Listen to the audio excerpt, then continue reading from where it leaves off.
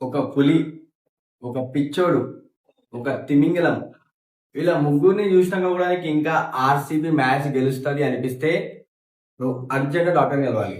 Urgent ಆಗಿ doctor ಹತ್ರ ಹೋಗ್ಬೇಕಾಗಿರೋದು RCB ಅಭಿಮಾನಿಗಳಲ್ಲ, opposite ತಂಡದಲ್ಲಿ ಲಯನ್ ಇದೆ ಅಂತ ಮರ್ತಿರೋ ನೀನು.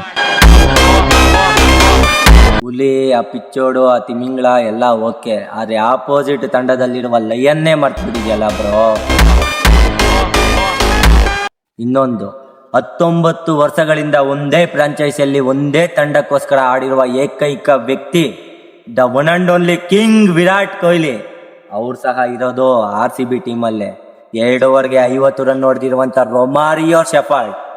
ಆ ದಂತ ಕತೆ ಮರೆಯಲು ಸಾಧ್ಯವೇ? ನಿನ್ನ ತಂಡದಲ್ಲಿರುವವರ ಬಗ್ಗೆ ನೀನು ಒಳ್ಳೆ ರೀತಿಯಲ್ಲಿ ಮಾತಾಡುವುದು ತಪ್ಪೇ ಇಲ್ಲ, ಆದರೆ ಇನ್ನೊಂದು ಬಲಿಷ್ಠವಾಗಿರುವ ತಂಡದ ಬಗ್ಗೆ ಕೆಟ್ಟದಾಗಿ ಮಾತಾಡುವುದು ನಿನ್ನ ದೊಡ್ಡ ಮೂರ್ಖತನ. ಒಂದೇ ಒಂದು RCB ಬ್ಯಾಟಿಂಗ್ ಲೈನಪ್ ನೋಡ್ಕೊಂಡು ಹೋಗಂಗೆ.